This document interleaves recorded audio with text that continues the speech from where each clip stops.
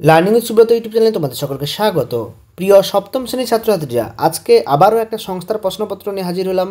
Third সাবমিটিভ 2024 সালে দেখো তোমাদের সপ্তম শ্রেণী গণিতের 70 নম্বরের প্রশ্ন এবং 2 ঘন্টা 30 মিনিট সময় আবার একটা প্রশ্নপত্র নিয়েছি। দেখো প্রশ্নপত্রটা আমি সম্পূর্ণ দেখাচ্ছি তোমরা। তো দেখো একের দাগে 6টা ছোটো প্রশ্ন দিয়েছে, এসএকিউ প্রশ্ন, খুবই ভালো, প্রশ্নের কোয়ালিটি খুবই সুন্দর। এগুলো তোমরা দেখবে, বই থেকে অ্যান্সার করার চেষ্টা করবে, না পারলে আমি অ্যান্সার তোমাদেরকে দিয়ে দেবো। 2-এর দাগে দেখো এখানে 7টা 2 নম্বরের প্রশ্ন দিয়েছে, অর্থাৎ তোরা 14 নম্বরের দিয়েছে প্রশ্ন। তো এই প্রশ্নগুলো আমি একটা একটা স্ক্রল করে করে দেখাচ্ছি, তোমরা এখান থেকে দেখো। এবং এই প্রশ্নগুলোর মধ্যে যদি কোনো প্রশ্ন তোমাদের সমস্যা থাকে, যেটা না পারো, তাহলে আমাকে কমেন্টে জানাও, দাগ নাম্বার দিয়ে আমি অবশ্যই তার অ্যান্সার দেওয়ার চেষ্টা করব। তারপরটা দেখো তোমাদের 2 নম্বর পেজে আমরা চলে আসি, দেখতে পাচ্ছি 2 নম্বর পেজেও 7-এর দাগে 8-এর দাগের প্রশ্ন আছে। 3-এর দাগে দেখো প্রশ্ন, 3-এর দাগের 5 নম্বরের দুটো, অর্থাৎ 5 নম্বরে দুটি প্রশ্ন করতে বলেছে। 3000-এর নিকটতম পূর্ণবর্গ সংখ্যা নির্ণয় করো। তারপরে ভাষার গণিত দিয়েছে, যেটা ওই আয়তক্ষেত্র বর্গক্ষেত্র অধ্যায় থেকে দিয়েছে। তারপরে দেখো 3-এর দাগে একটা সময় দূরত্ব ট্রেনের গণিত দিয়েছে।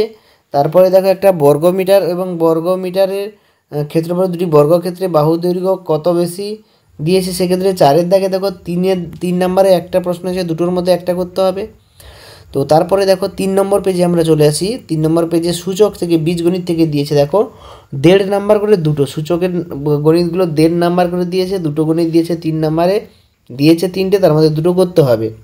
এরপর দেখো 6-এর দাগে দেখো এখানে দেশলাই সজ্জা, দেশলাই কাঠি দিয়েছে, এনতম সজ্জার মান কত এবং দেশলাই কাঠির সংখ্যা কত নির্ণয় করতে বলেছে। তারপরে দেখো তোমাদের বীজগণিতিক যোগ বিয়োগ দিয়েছে, গুণ করতে দিয়েছে, সূত্রের সাহায্যে গুণ করতে দিয়েছে, ঠিক আছে। প্রত্যেকটা দেখো 8-এর দাগে দেখো 3 নম্বরের একটা গণিত দিয়েছে, 9-এর দাগের সমাধান দিয়েছে, দেখো সমাধান দুটো, একটা আছে ভাষার গণিত দিয়েছে, সেখান থেকে করতে হবে।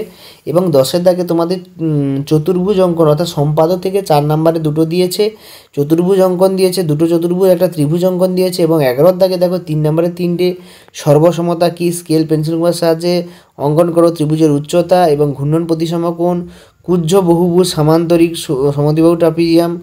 তারপরে দেখো 12-এর দাগে তোমরা দেখতে পাচ্ছ 5 নম্বরের একটা প্রশ্ন দিয়েছে, মানে একটা করতে হবে, দুটো প্রশ্ন দিয়েছে সেক্ষেত্রে 5 নম্বরের। তো এগুলো স্তম্ভচিত্র দিয়েছে তোমাদের, তো স্তম্ভচিত্রগুলো তোমরা অবশ্যই করতে পারবে। তো এই ছিল তোমাদের ক্লাস 7-এর প্রশ্নপত্র। তোমাদের যদি প্রশ্নপত্রটা ভালো লাগে, লাইক করো, শেয়ার করো এবং কমেন্টে জানাও। এবং যে যে দাগ নাম্বার উত্তরগুলো পারোনি তোমরা কমেন্টে অবশ্যই জানাবে, আমি তার অ্যান্সার দেওয়ার চেষ্টা করব। সকলকে ধন্যবাদ, দেখা হচ্ছে পরের প্রশ্নপত্রে।